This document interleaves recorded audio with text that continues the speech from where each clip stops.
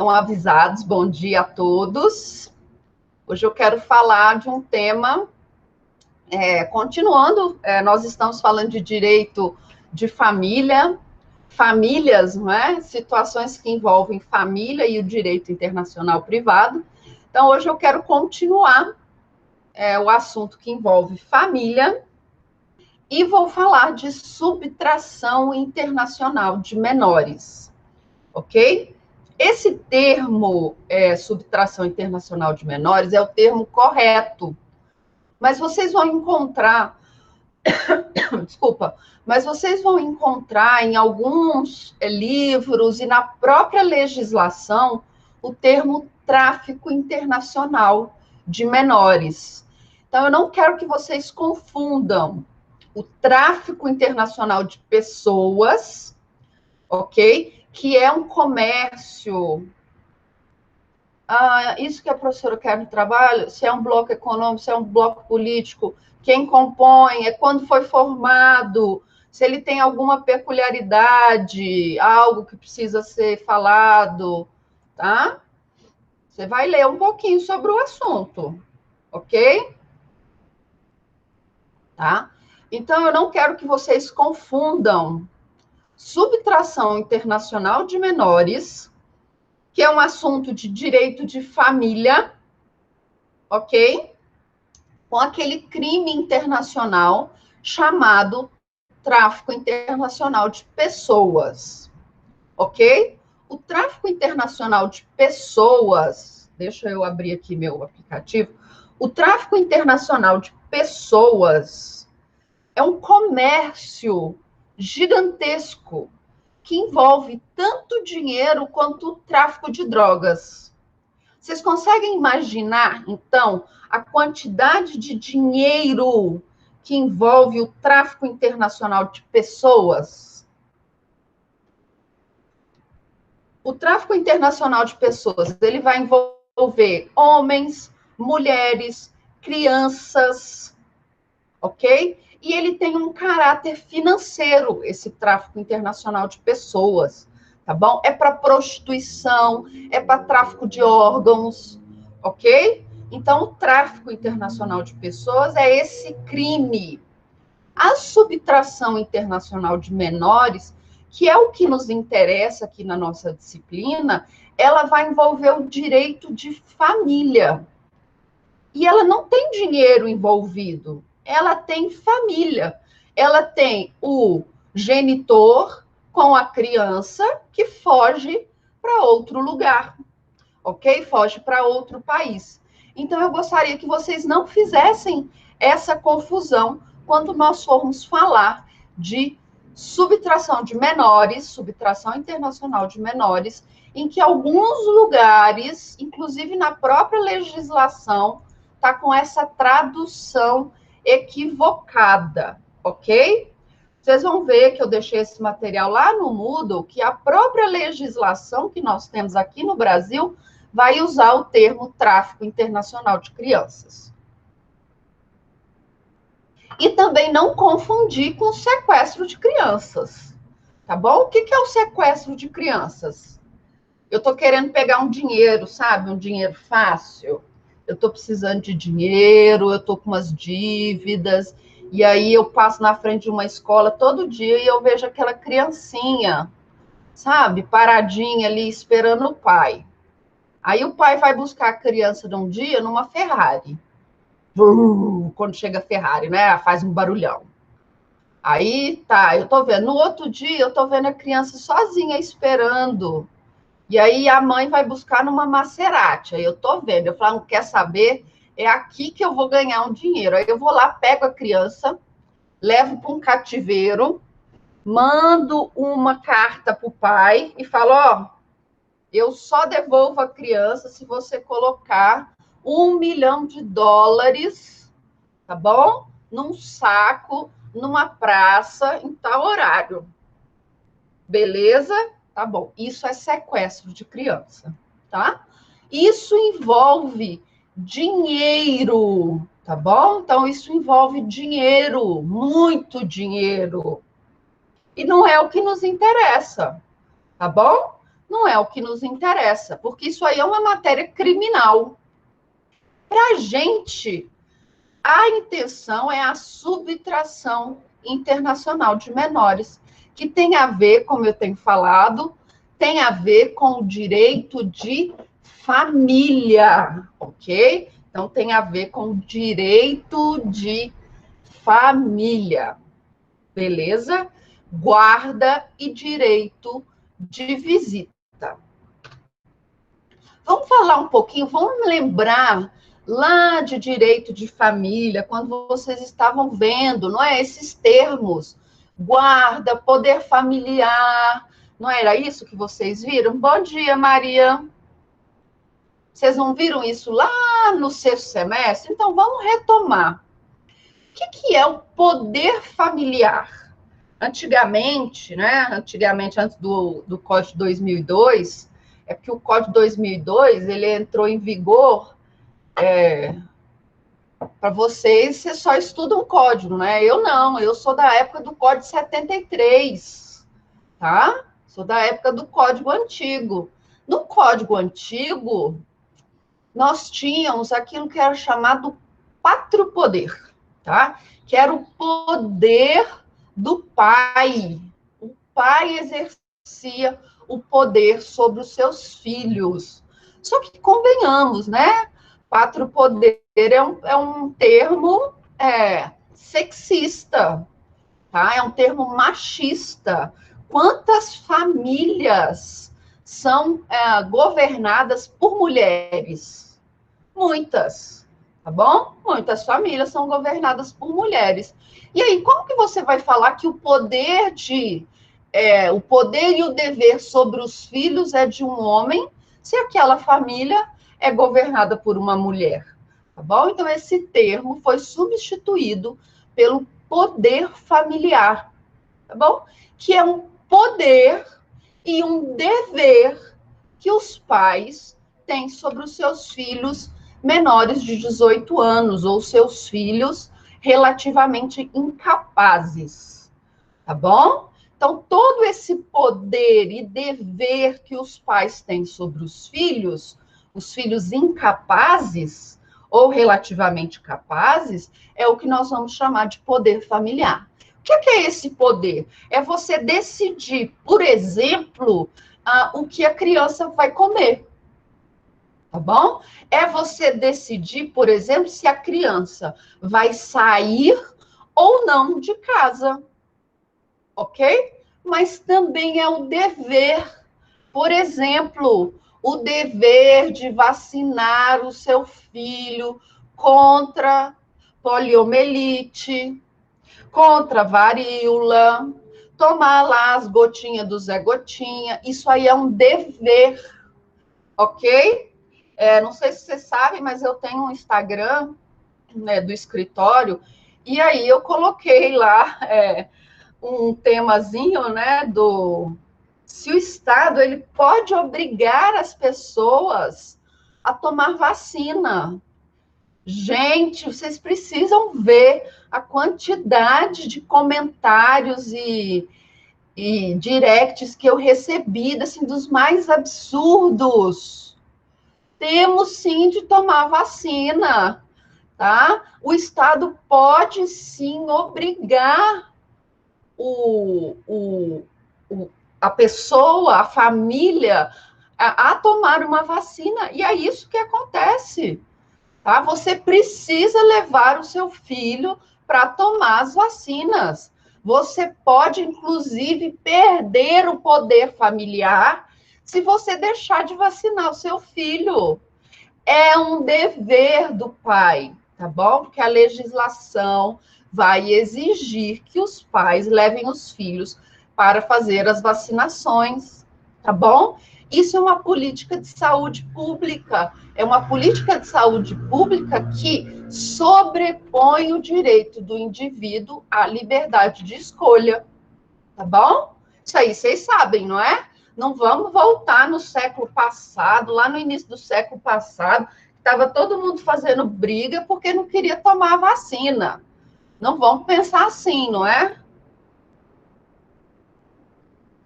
Isso é coisa de discussão de antigamente. Agora não, agora todo mundo toma vacina.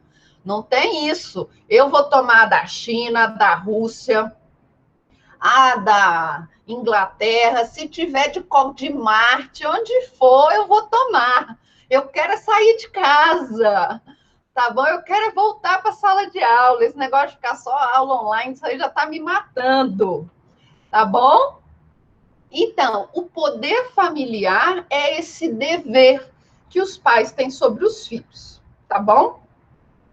Isso está lá na Constituição, ok? O artigo 226 da Constituição é o que vai tratar de alguns deveres e poderes da família. E o que é a guarda, tá? O poder familiar é algo mais amplo, ok? É esse poder e esse dever. E o que é a guarda? Aí eu até coloquei entre aspas que é essa posse física da criança. É você poder pegar a criança e falar o seguinte: olha, você, tá vendo, bebezinho, você vai ficar lá na creche tal. Você, criança menorzinha, vai estudar na escola tal. Você, criança, vai morar comigo em tal lugar. A guarda, então, é essa posse física da criança, ok? É você decidir onde a criança estará. O que a criança vai poder fazer, onde ela vai poder fazer, ok? Hoje, o tribunal, a nossa justiça entende, isso aí já está pacificado, estudos psicológicos da área infantil, estudiosos, não é, da área infantil também, junto com o Poder Judiciário, entenderam que uma guarda compartilhada é muito melhor para a criança. Então, o contato da criança com os dois pais decidindo sobre aquela criança, onde a criança vai estudar, tá bom? Quais as atividades aquela criança vai fazer. Então, os pais decidindo em conjunto sobre a criança, sobre as condições daquela criança, isso vai ter uma interferência emocional muito mais positiva, né? Isso vai ter uma interferência positiva na construção dessa criança como ser humano do que uma guarda unilateral. Antigamente, lá na minha época, tá? Eu sou do século passado. Vocês não, vocês já são tudo do século XXI. Letícia, com quantos anos a criança tem o poder de escolha? Depois faz 18 anos, tá? A criança vai ter poder de escolha quando ela fizer 18 anos, quando ela não tiver mais sobre o poder familiar, tá? Mas o que o Poder Judiciário faz? A partir de determinada idade, aí vai depender de criança para criança, a criança vai poder opinar. Ela vai poder opinar, por exemplo, com qual pai ela quer morar, tá bom? Então, ela pode opinar, mas escolha só depois dos 18 anos. E eu falo mais. Na verdade, a criança só vai poder escolher mesmo depois que ela sair da casa dos pais, tá bom? Porque enquanto ela estiver vivendo com os pais, sendo sustentada pelos pais, os pais vão se achar, claro, no direito de escolher pelos filhos. Mas a legislação vai falar que, a partir dos 18 anos, quando você atinge a maioridade civil, você já sai desse poder familiar, tá? Essa guarda-chuva familiar, e aí você passa a ter as suas próprias escolhas, tá bom? O código diz isso. Mas nós sabemos que, na prática, isso é um pouquinho diferente, não é? Eu não moro, assim, minha mãe passou 7 meses aqui comigo, aqui em casa, na quarentena, não é? Eu tive que obedecê-la. Então, ela escolheu um monte de coisa por mim. Então, exato, né? Enquanto estiver embaixo do meu teto comendo a minha comida, vai continuar obedecendo os pais e não vai ter escolha. Ó, a Cíntia falando, meu filho tem 20 aninhos e até hoje faz. Ó, é leitinho chicote. Exato. Tá bom, respondida a sua questão, Letícia? Escolha, você nunca vai ter essa escolha, porque você sempre vai ter que obedecer aos seus pais. Os pais sempre vão achar que eles devem escolher pelos filhos, tá? Não importa se o filho tem 10 anos, 20, 30, 40, tá bom? Mas, em tese, segundo a lei, atingiu a maioridade, ele passa a ser responsável pelas suas próprias escolhas, tá bom? Mas a criança, ela vai ser sempre ouvida, mesmo com menos de 18 anos. E essa guarda, hoje, então, vai ser uma guarda compartilhada entre os pais. E isso vai ter reflexo lá na responsabilidade civil, tá bom? Então, a guarda, quem tem essa posse física, quem tem o dever de vigilância da criança, também responde pelos atos praticados pelaquela criança. Então, digamos, por exemplo, que eu esteja aqui em casa e eu pedi para a babá, não é? Digamos que eu não tenho filho, né? Mas digamos que imagine que eu tivesse, e aí eu estou trabalhando aqui e eu falo para a babá: olha, vai descer lá com a criancinha para ela brincar, tá? Lá no parquinho, tá bom? Tá bom. Ok? Aí a babá desce para brincar com a criança está lá brincando no parquinho, pega uma pedra e joga num carro, quebra o vidro do carro. Quem é responsável por arcar com o prejuízo causado pelaquela criança? Quem detém a guarda. Se a guarda é compartilhada, os pais vão arcar com prejuízo. Os dois, ok? Os dois pais vão arcar com prejuízo. Não importa se a criança estava sob os cuidados da mãe ou não, se a criança estava naquele dia de ficar com o pai, não importa. O prejuízo, ele é dos pais, ok? Responsabilidade solidária dos pais. Então, a guarda também vai ter reflexo lá na responsabilidade civil, tá bom? Essa guarda, ela pode ser decidida em juízo ou por um acordo, ok? Eu não sei se vocês já fizeram lá no núcleo divórcio, tá? Vocês já fizeram divórcio ou pedir para homologar acordo de divórcio? Lá fala, quando tem criança, lá fala se a guarda vai ser compartilhada, se a guarda vai ser unilateral. E lá também tem o direito de visita. Lá no acordo do divórcio, né, ou na sentença, as partes vão falar, por exemplo, olha, nas férias de janeiro, a criança vai ficar com a mãe. Nas férias de julho, a criança vai ficar com o pai. Fins de semana alternados, fins de semana com o pai, fins de semana com a mãe, ok? Isso é o direito de visita.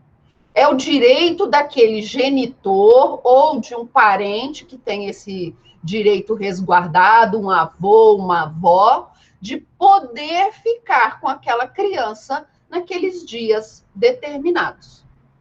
Ok? Então, a guarda também tem a ver com o direito de visita. Alguma dúvida com relação a isso? A esses termos, a essas situações? Alguma dúvida? Não? Vamos continuar, então. E o que é essa subtração internacional de menores? É quando nós vamos envolver a guarda e o direito de visita, ok? Até a década de 1980, nós tínhamos uma situação em que o pai, homem, era o principal subtrator, ok? O termo é esse mesmo, subtrator, tá bom? Aquele que subtrai a criança. Por quê? Como eu disse para vocês, eu sou do século passado, não é? No século passado, lá na década de 1970, 1980, quando nós tínhamos o divórcio ou separações, a guarda costumava ser unilateral. Então, a guarda costumava ficar com a mãe. A mãe passava a ter a guarda unilateral das crianças. E os pais, homens, como represália pelo divórcio, pela guarda, naquela tentativa de magoar a esposa, o que eles faziam? Eles pegavam a criança e saíam com aquela criança do país, ok? Então, pegava aquela criança do local da residência, a criança tinha com a mãe, porque afinal a mãe tinha a guarda, tinha a posse daquela criança, e levava a criança para outro país, ok? Fugia com essa criança para se vingar da mãe, ok? Não pagar pensão alimentícia, tá bom? Deixar a mãe sofrendo sem os filhos, tá bom? Então, até a década de 80, 1980, nós tínhamos esse movimento de que os pais pegavam as crianças e fugiam com as crianças para outro país, ok? Por que eu não estou falando de outro estado? Porque quando a subtração ela é dentro do território nacional, tá? Ela é dentro do território nacional, isso não é matéria de direito internacional privado, tá bom? Isso é matéria de direito civil, ok? Agora nós estamos falando no âmbito internacional. Então, os pais pegavam aquelas crianças e fugiam com essas crianças para outro país, ok? A partir dos anos 2000, nós tivemos uma inversão. Então, o pai, ele deixa de ser o subtrator, a mãe passa a ser a pessoa responsável por mudar com essa criança de outro país, tá bom? Para quê? Para fugir de violência doméstica, tá bom? Porque agora ela tem mais apoio, ela tem uma rede de apoio contra a violência doméstica, então ela foge da violência doméstica, vai para outro país, ou ela simplesmente muda por razões econômicas, tá? Por incrível que pareça, tem alguns países aqui na América do Sul que estão em condições piores que a nossa, tá bom? Então, tem alguns países que estão em condições inacreditavelmente, inacreditável, mas sim, nós temos países piores que o Brasil. Então, essas mães, elas vão para países que estão em situação econômica melhor. Para quê? Para ela poder dar uma qualidade de vida melhor para o seu filho. Mas se essa subtração ocorre, a criança tem que voltar, tá bom? A subtração, ela vai violar, então, esse direito de guarda e esse direito de visita, tá? Vai ocorrer quando, por exemplo, o genitor, ele fala, olha, você pode viajar com a criança, mas tem que voltar no dia tal, e a pessoa nunca volta. Aqui eu vou abrir um parênteses, ok? Como funciona para você sair do Brasil com uma criança? Oi, bom dia, Denaide. Como funciona? Para a criança sair do Brasil, ela precisa de um passaporte. A não ser que ela vá para algum país aqui do Mercosul que não precisa de passaporte, mas precisa da carteira de identidade. Mas para a criança sair do Brasil, ela precisa da autorização dos genitores. Então, se a criança tem um pai e uma mãe, ela vai precisar da autorização do pai e autorização da mãe para sair do território brasileiro, ok? A não ser que essa criança vá escondida aí no porta-malas do Fusca, atravessando a ponte da amizade, tá bom? Mas, em regra, a criança só pode sair do Brasil, ok? Só pode sair do Brasil com autorização dos genitores. Como que acontece essa subtração internacional, então, de menores? Ela vai ocorrer assim: ou a criança sai clandestinamente do país, em vez dela atravessar a ponte, por exemplo, que vai ter barreira, né? Como que ela vai sair? Vai entrar no barquinho, a mãe vai colocar a criança no barquinho, eles vão atravessar o rio, tá? Aí não vai ter fiscalização, beleza? Então, a criança sai dessa forma. Então, ela sai clandestinamente, ou ela sai com uma autorização de viagem. Eu falo assim para o meu marido: olha, eu estou querendo levar nosso filho para Disney quando acabar, tá? Essa pandemia, eu quero levar o nosso filho para Disney, tá bom?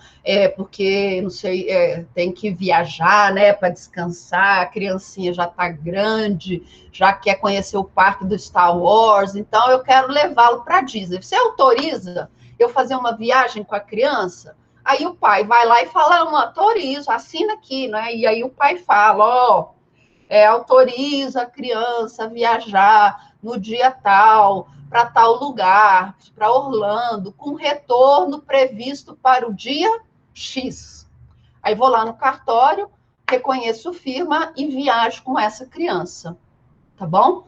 No dia de regressar para o Brasil, eu não volto, eu fujo para outro lugar, tá bom? Então, nesses casos, eu vou ter a subtração internacional de menores, porque eu violei aquela autorização de viagem. Eu não regressei na data, vou falar isso, tá, Cíntia? Eu não regressei na data que estava programado, tá bom? O que acontece hoje para diminuir, para facilitar a viagem de crianças? Antigamente, você tinha que fazer isso toda vez que a criança ia viajar. Hoje, a Polícia Federal, quando você vai fazer o passaporte do menor, ele te dá algumas opções. Mas observe, os dois genitores precisam assinar essa autorização. Por exemplo, você pode marcar lá no passaporte da criança que ela só pode viajar com autorização dos dois pais, tá bom? Você pode colocar que a criança está autorizada a viajar, tá? Na companhia de apenas um genitor, então você não precisa mais da autorização de viagem, tá bom? Ou você pode colocar que a criança pode viajar sozinho, ok? Você pode colocar lá que a criança ela está autorizada a viajar sozinha. Mas isso não significa que a pessoa pode viajar com o filho, se tiver lá marcado, e por lá ficar. E por lá ficar. Não, não é isso. O direito de guarda permanece. A Cíntia falou assim: posso enviar depois no grupo um modelo. Ah, sim, é isso mesmo, tem mesmo. Pode mandar, Cíntia, essa autorização, tem, tá? Mas no próprio passaporte você pode colocar. O meu sobrinho mais velho, por exemplo, está lá no passaporte dele, que ele pode viajar desacompanhado dos pais. Então, se eu quiser fazer uma viagem com o meu sobrinho mais velho, tem 16 anos, eu não preciso mais da autorização dos genitores, tá bom? Basta eu ir com ele ao aeroporto e nós viajamos. O meu sobrinho mais novo, que tem 5 anos, lá no passaporte dele diz que ele está autorizado a viajar com um dos genitores. Então, não precisa da autorização do outro pai, ok? Mas viajar não significa fixar residência, ok? Não significa fixar residência. Porque para fixar residência em outro local, você precisa da autorização dos genitores. Então, voltando aqui no nosso tema, nós temos uma subtração de menores a cada 3 dias no Brasil.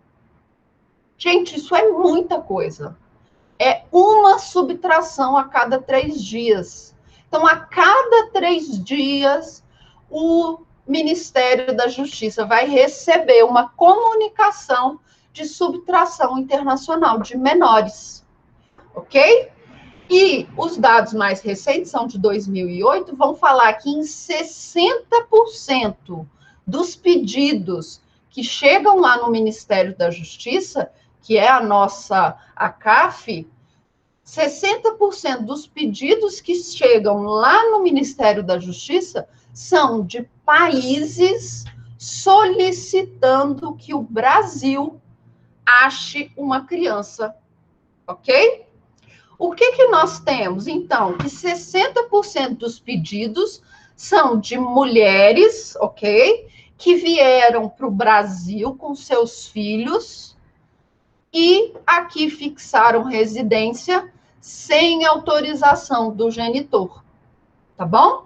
Então, 60% dos nossos casos são de cooperação passiva, ou seja, países estrangeiros solicitam que o Brasil tome medidas para que essas crianças que foram subtraídas para o Brasil retornem para o seu país de origem. Está claro, pessoal? Vocês estão entendendo essa situação? Querem que eu explique de novo?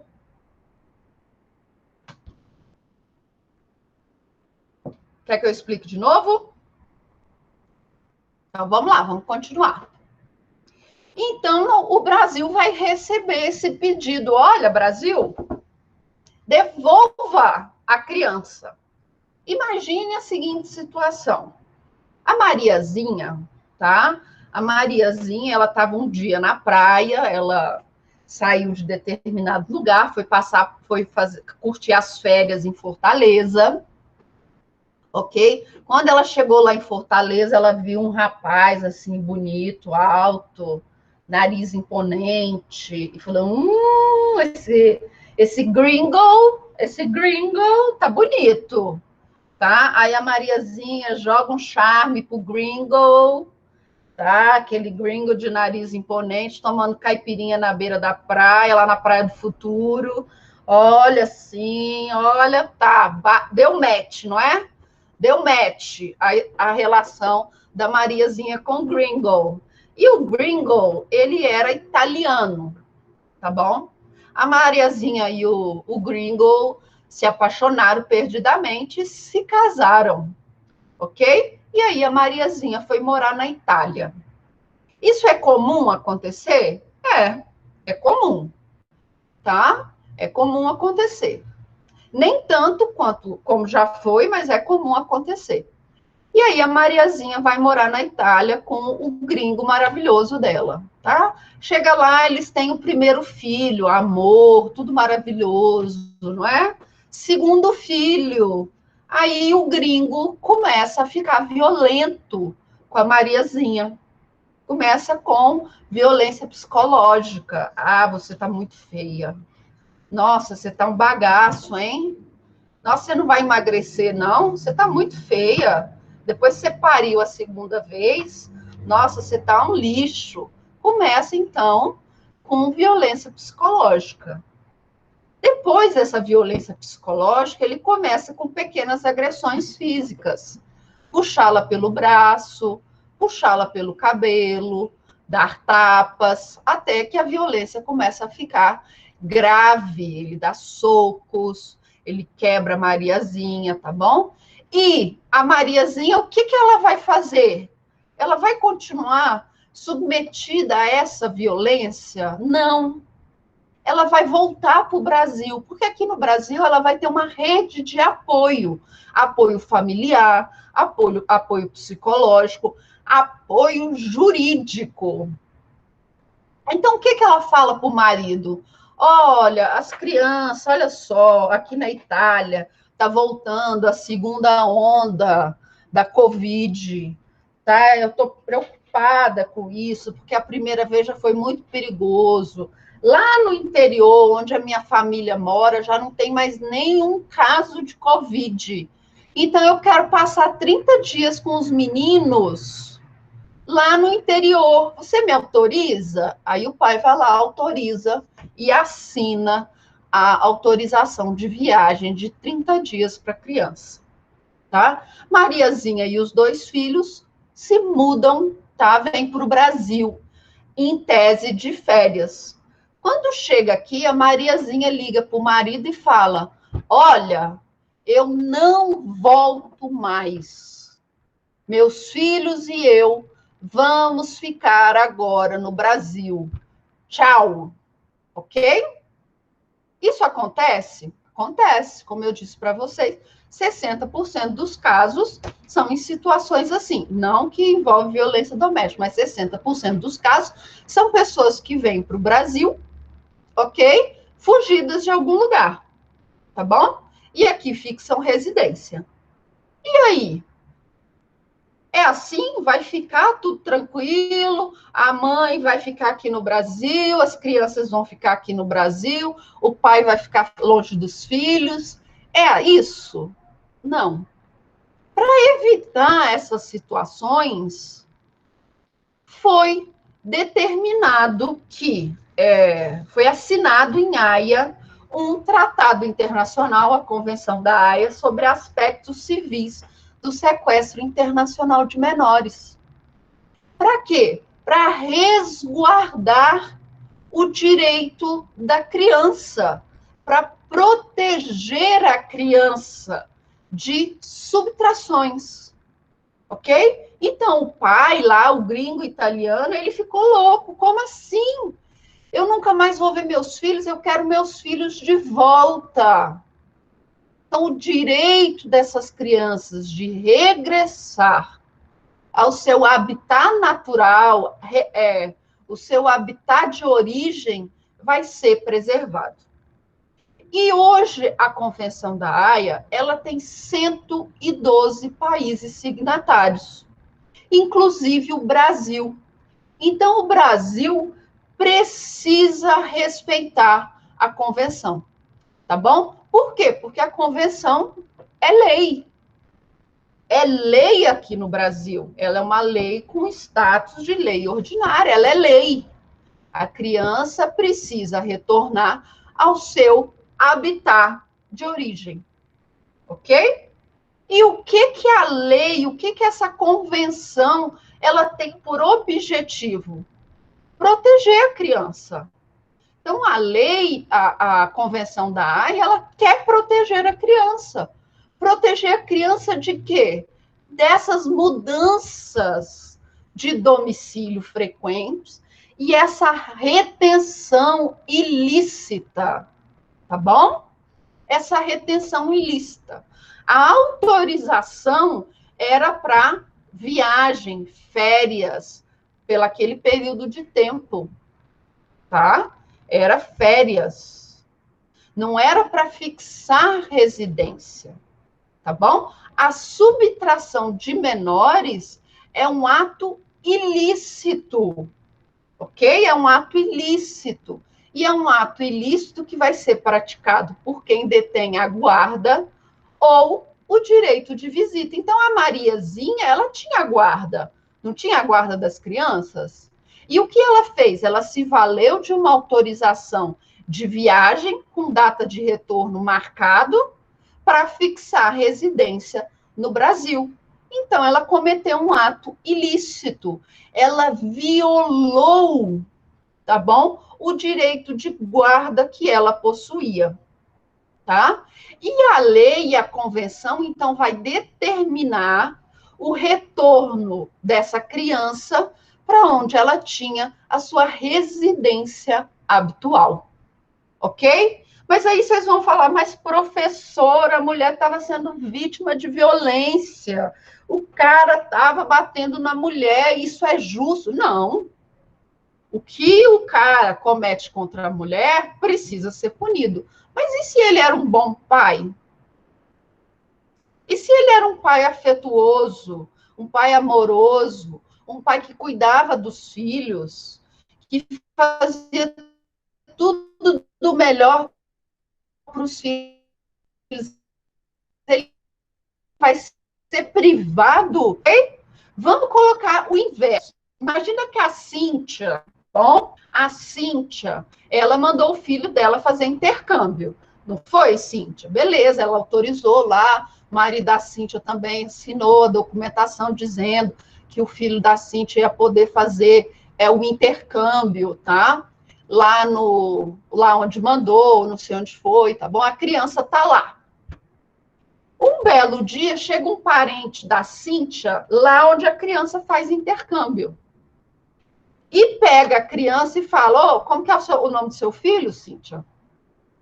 Pega o menino da Cíntia e leva para outro lugar. Some, Pedro. Pega o Pedro, que é o filho da Cíntia, e some com o filho da Cíntia para outro país. Nossa, que delícia! Então, ele pega a criança e some com a criança lá para o Paquistão. E aí, Cíntia, como é que você vai ficar? Como é que você vai ficar sabendo que o seu filho não está mais onde você autorizou? Você vai querer seu filho de volta? Claro. Tá bom? Claro. Você vai querer seu filho. A mesma coisa o pai. Se for um pai amoroso, se for um pai que agora é a nova, né? Os novos pais estão assim mais presentes na educação dos filhos, tá? Fazendo mesmo esse papel de pai, tá? Dividindo com as mulheres a responsabilidade na criação. E se for um pai, o pai também não vai querer o filho? Então, a Convenção da Haia vai proteger a Cíntia, vai proteger o pai que teve o filho subtraído, tá bom? Então, a Convenção, ela serve para isso, tá bom? Então, para proteger os pais que tiveram seus filhos subtraídos. Beleza? Então, a Cíntia vai entrar em contato, nós vamos ver o procedimento para tentar encontrar o filho dela e o filho dela regressar para onde ele tem a residência habitual, que é o Brasil. Ainda que ele estivesse lá na Índia fazendo intercâmbio, a residência habitual dele é o Brasil. Ok? Então, regressar a criança. Nós vamos envolver, com a Convenção da Haia, instituições, instâncias administrativas e judiciárias, ok? A primeira é a CAF.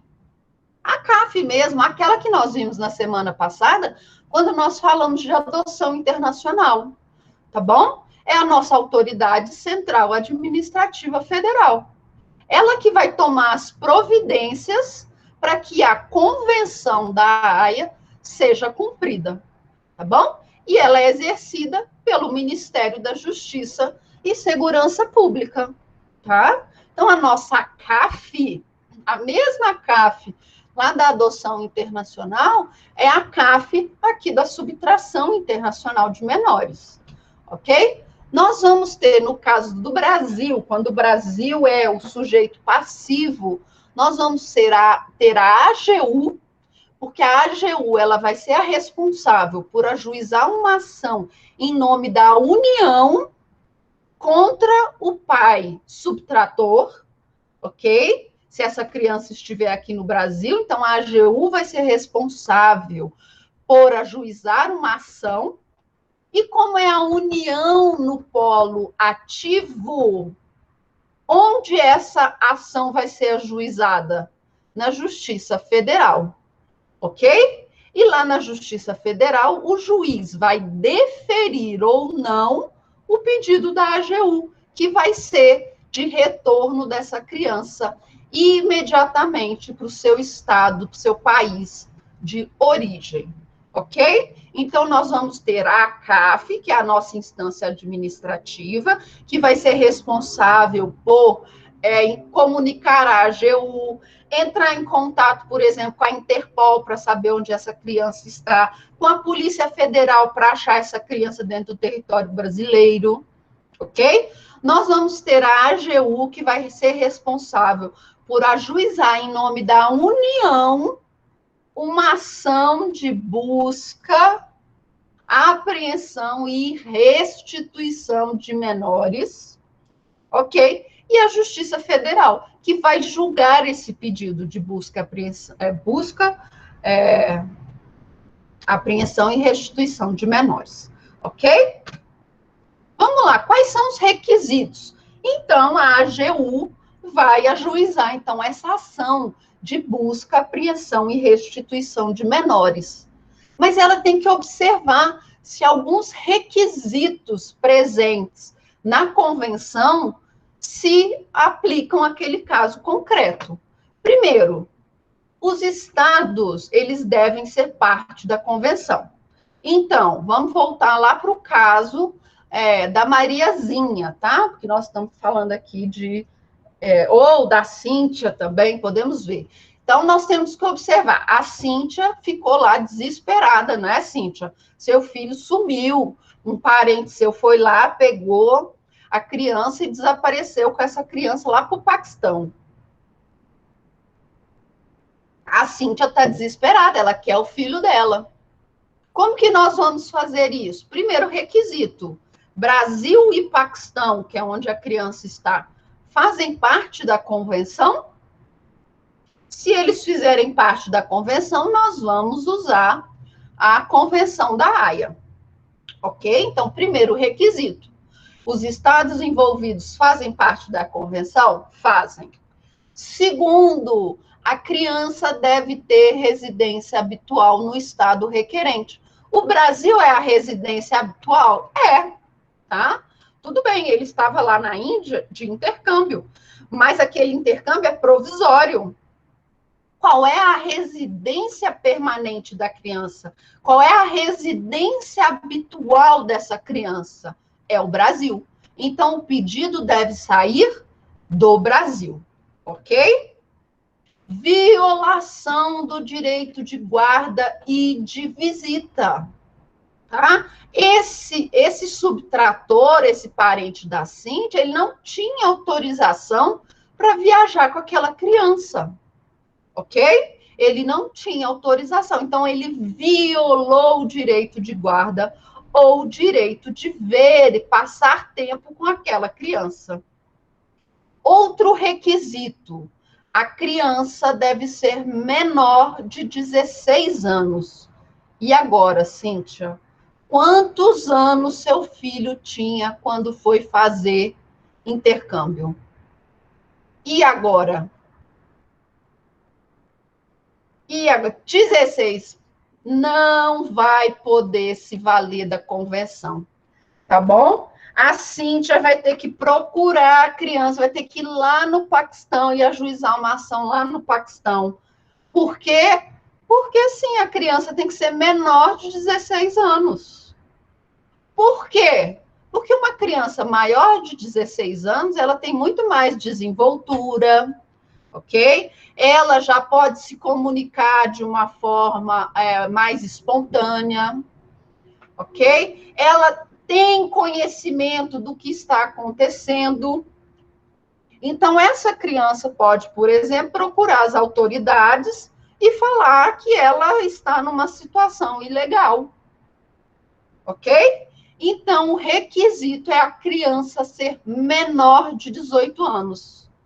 E por que também? Porque em 2 anos essa criança faz 18 anos. Tá bom? Em 2 anos essa criança já faz 18 anos e ela já vai ser capaz. Tá? Então a criança tem que ser menor de 16 anos. Aí, Cíntia, você vai ter que procurar outros meios.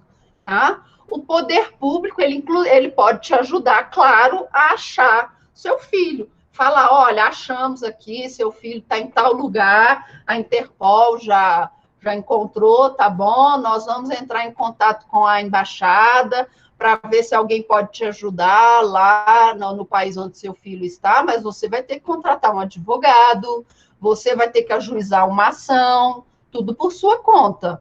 O poder público vai te ajudar a achar essa criança, mas não vai usar dos meios da convenção para trazer o seu filho de volta, tá bom? Porque ele tem mais de 16 anos. Beleza? E se ele não quiser voltar? Tá? Então, a opinião do seu filho vai valer.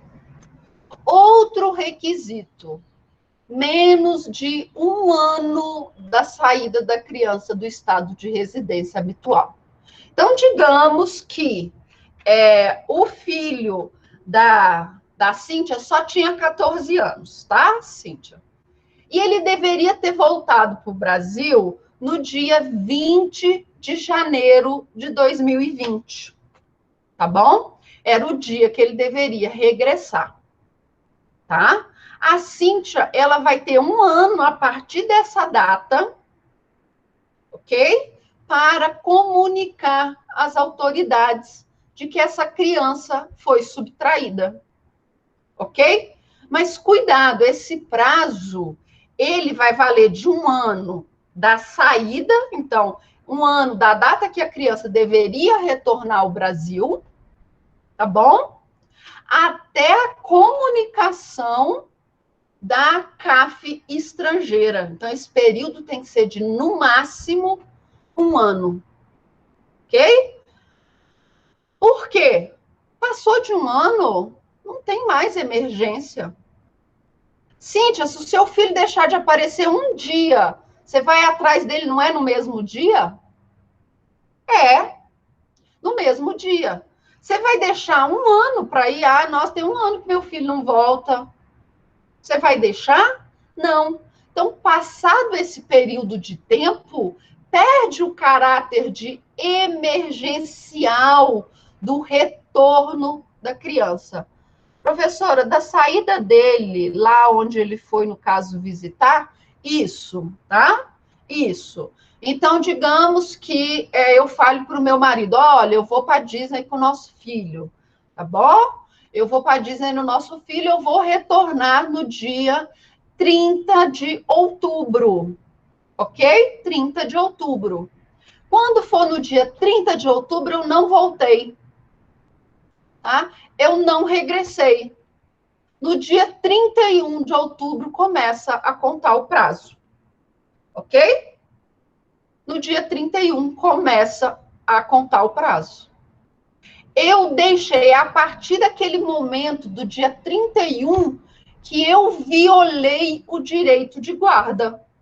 Porque eu não tinha que ter retornado? Não retornei, tá? O que acontece quando, por exemplo, você quer viajar com seu filho e o pai não autoriza? Você precisa ajuizar uma ação na vara da infância e da juventude. Supressão de consentimento. Porque aí o juiz, ele vai dar essa autorização no lugar do pai, tá bom? E o que acontece quando o juiz, ele autoriza? Ele determina que, na data tal, a criança deve, em pessoa, gente, a criança deve comparecer à vara da infância e da juventude, lá no cartório, para comprovar que ela retornou. Então, quando você viaja para o exterior de férias, por exemplo, e o pai da criança não autoriza, você precisa ajuizar, então, uma ação. Essa ação vai ser ajuizada lá na vara, tá? E o juiz vai falar, então, olha aqui, ó, eu decido, então, que a criança pode viajar sem autorização do pai, tá? Porque eu, o juiz, estou autorizando no lugar dele. Beleza? Mas até a data tal, a criança vai no dia X e volta no dia Y. Do retorno da criança, você vai ter 1 semana para levar a criança lá no cartório da vara da infância, apresentar a criança para comprovar que ela retornou ao Brasil.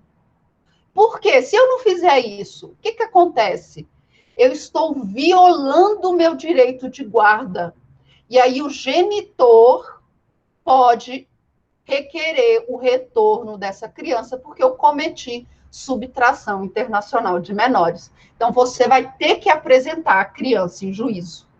Tá bom? Ok?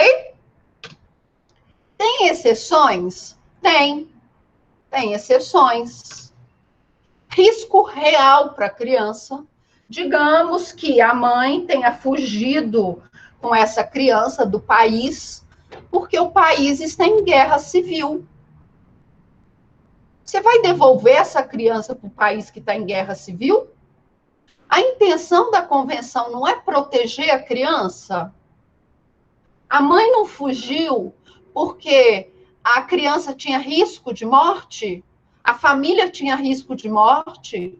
Estava todo mundo ameaçado? Então, você vai colocar aquela criança exposta ao risco novamente? Não. Então, o juiz ele pode indeferir o pedido, porque aquela criança vai ser colocada em risco. Ok? Ou, olha, doutor, a criança também era vítima de violência doméstica, tá? A mãe e a criança eram vítimas, o pai batia no filho, tá? Exagerava nas correções para a criança, porque hoje nós já tem estudos dizendo que você não pode bater na criança. Eu acho muito engraçado, meu irmão, ele tem um menininho de 5 anos. E aí, quando o menino faz alguma arte, desobedece, ele fala assim pro meu sobrinho: ah, se você tivesse nascido na década de 80, eu ia te dar umas palmadas. Por quê? Porque até lá na década de 80, não é? 80, 90, as pessoas achavam que para você corrigir uma criança que fez alguma arte, você tinha que bater na criança. Mas não é isso. Você bate na criança, você cria na criança aquele instinto de que a agressão é a melhor forma para corrigir erros. E não é, gente. Tá bom? Você acaba perpetuando o instituto da agressão e acha que bater resolve, não é? E não é assim. Então, digamos que aquela criança era constantemente agredida pelo pai. Você vai devolver aquela criança para um ambiente agressivo? Não. Então, se existe risco real para a criança, o juiz federal ele deve indeferir o retorno dessa criança para a sua residência habitual. Ok? E, por fim, a criança, a outra exceção, é se a criança se opuser. Bom? Então, a criança livre e isenta de vícios, ela falar, não, eu não quero voltar. Por isso, Cíntia, não se aplica a maiores de 16 anos. Tá bom? Não se aplica. Porque a criança ela é livre para se manifestar. Agora, uma criança de 15 anos, ela tem o mesmo discernimento que uma criança de 2? Não. Tá bom? Uma criança de 15, ela já vai entender, ela já vai saber o que ela quer e o que ela não quer. Uma criança de 2, provavelmente vai querer ficar só com a mãe. Não é verdade? Uma criança de 17 anos, aí que ela sabe mesmo o que quer, não é? Tá? Por isso que a convenção não vai se aplicar para esse tipo de criança. Ok? Para essas crianças dessa idade. Quais são, então, os procedimentos? Vamos começar, então, com a cooperação ativa, ok? Vamos fingir que o menino da Cíntia tem 14 anos, ok? Essa criança deveria ter retornado para o Brasil e não retornou. No dia seguinte, a Cíntia já está morta, já está desesperada. Ela já não sabe mais o que fazer. Aí ela lembra. Como assim eu não sei o que fazer? Eu sei o que fazer, sim. Eu estudei isso lá na aula de Direito Internacional Privado. Eu sei o que eu vou fazer. eu vou procurar a ACAF. Então, a Cíntia vai procurar a ACAF. E a ACAF vai entrar em contato com a Interpol, para a Interpol ajudar a achar aquela criança. Aí a Interpol vai demorar algumas horas, alguns dias, não é? Porque a Interpol, tudo bem, ela é o grande irmão, não é? O Big Brother mundial, mas ela também não faz milagre, tá? Então, a Interpol vai fazer aquela busca geral. Gente, eles vão achar tudo. O aeroporto que a criança passou, tá? Os vídeos da criança no aeroporto, qual foi o táxi que a criança pegou, qual é a rua que a criança tá. Gente, é um negócio assim, ó. Demoraram para achar o Bin Laden porque não ligaram para a Interpol, né? Porque se tivesse ligado para a Interpol, tinha encontrado no dia seguinte. Tô brincando. Entra em contato com a Interpol e acha a criança. A criança está lá no Paquistão, tá bom? Acharam a criança lá no Paquistão, beleza? Então, a CAF brasileira vai entrar em contato com a CAF paquistanesa, ok? Vai falar, e aí, a CAF, tudo bem? Olha, deixa eu te contar. Tem uma criança que foi subtraída, ok? Foi subtraída essa criança e a residência habitual dela é no Brasil e ela está aí no Paquistão, estou precisando da sua ajuda. A CAF paquistanesa, então, vai entrar em contato com esse genitor ou com esse parente que esteja com a criança, tá bom? Com esse subtrator. E vai falar para ele, olha, vamos resolver isso aqui da melhor forma possível. Devolve essa criança. Ah, isso não vai ficar legal para você. Olha só, a criança está sofrendo, a mãe está sofrendo. Devolve a criança. Se o subtrator falar, tá bom, vou devolver, o Ministério das Relações Exteriores vai lá buscar a criança e vai devolver a criança para Cíntia, aqui no Brasil. Tá bom? Mas e se o subtrator falar, não, eu não vou devolver? O que a CAF vai fazer? A CAF vai ajuizar uma ação de busca e apreensão dessa criança lá na justiça paquistanesa. E o juiz paquistanês vai decidir se aquela criança retorna ou não para o Brasil. Tá bom? Vai decidir, então, se aquela criança retorna ou não para o Brasil. Tá? O que acontece? Esse ato ilícito não é crime, tá bom? Então, esse genitor subtrator, essa pessoa que subtraiu essa criança, ela não cometeu crime. Ela não vai responder nada na esfera penal, tá? Mas pode responder, claro, na esfera civil. Danos morais, danos materiais. Então, se a criança não quiser, a criança vai ficar, o juiz vai ter que levar em consideração a vontade da criança. Mas é o que eu falei, é uma vontade livre de interferências. Então, quem vai ouvir a criança vai ser um psicólogo, vai ser um assistente social, para conseguir tirar daquela criança uma vontade que seja dela, e não uma vontade que foi colocada na cabeça da criança. Ó, você tem que ficar aqui, você tem que ficar aqui, você tem que ficar aqui, porque aqui é melhor para você, aqui é melhor para você, aqui é melhor para você. Tá bom? Então, se a criança, de livre e espontânea vontade, falou: olha, eu não quero voltar, eu gosto daqui, eu gosto de morar aqui, aqui eu tenho meus amigos, aqui eu estudo numa escola legal, aqui eu tenho perspectiva, então eu quero ficar aqui, o juiz vai ter que levar em consideração a vontade da criança, tá bom? Mas se for uma criança de 5 anos, criança sabe o que é uma criança de 5 anos? Não, tá? Ainda que ela fale, eu quero ficar, a vontade dela não é soberana, ok? Tá bom? Então, não responde a crime nenhum no Brasil, beleza? E se for o contrário? E se for a situação da Mariazinha?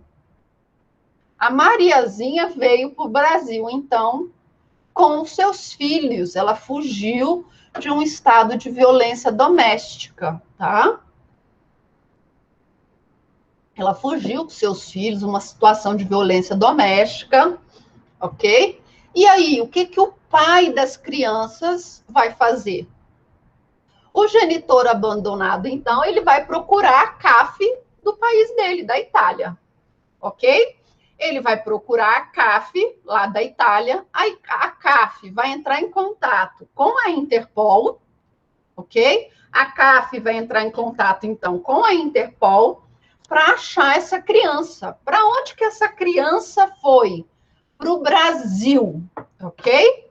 Achou a criança aqui no Brasil, no interior. Então, a CAF vai entrar em contato com a CAF brasileira, o Ministério da Justiça.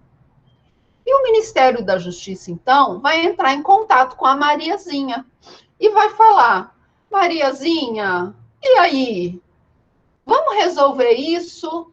Você devolve os filhos lá para a residência habitual deles, você discute a guarda lá na residência habitual, por quê?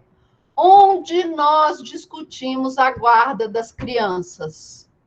No local do seu domicílio, no local da sua residência habitual, ok?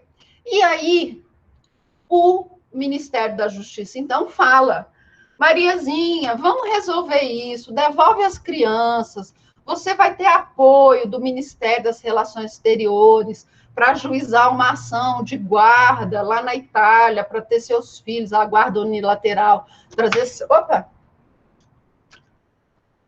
seus filhos para o Brasil, tá bom? Porque aí aqui é a sua residência. Vamos, devolve a criança. Se ela falar, tá bom, vou devolver meus filhos, o MRE vai devolver a criança para o genitor abandonado lá no Ministério por meio do Ministério das Relações Exteriores. Ok? Se ela falar, não devolvo meus filhos nem a pau, ok? Não devolvo. A CAF, então, vai informar a AGU e vai falar: olha, AGU, nós tentamos, por meio de um acordo, que a Mariazinha devolvesse as crianças, mas ela diz que não vai devolver, que ela prefere resolver isso judicialmente, que ela quer as crianças, que é um absurdo a mãe ter que se afastar das crianças, então que ela quer os filhos dela junto com ela, que ela era vítima de violência, ok? E aí a AGU vai fazer o quê? Ajuizar uma ação de busca, apreensão e restituição de menores, tá bom? E o juiz federal, então, vai ouvir tanto os argumentos da AGU para devolver a criança, quanto os argumentos da Mariazinha para que as crianças fiquem no Brasil. Se o juiz federal entender que a criança tem de voltar para a Itália, nós vamos ter o que nós chamamos de repatriação da criança, ok? Aí a Polícia Federal vai lá, busca a criança, tá bom? Busca a criança, leva a criança para determinado local, onde ela fique segura, até ela voltar para a Itália, tá bom? E, por fim, aqui, a guarda, pessoal. A guarda deve ser discutida no local da residência habitual do menor, ok? A guarda, então, vai ter que ser discutida lá na residência habitual. Combinado? Alguma dúvida com relação à subtração de menores? Alguma dúvida com relação à subtração de menores? Facinho, não é? Quero ver na prova. Mas é bem tranquilo, ok?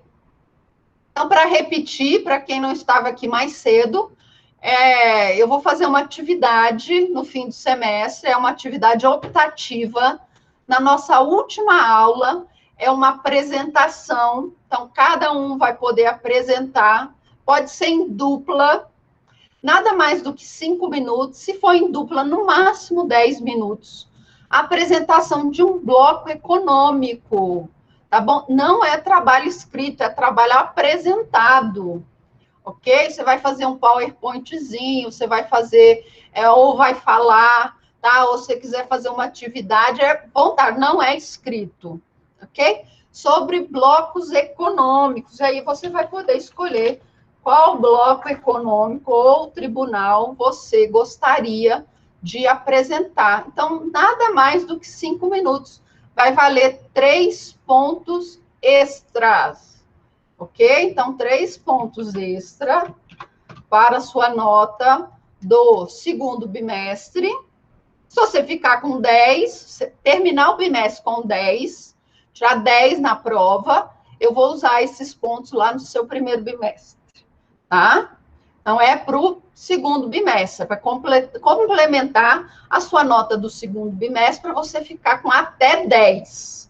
Se você já tiver 10 na prova, eu vou usar esses pontos lá no primeiro bimestre.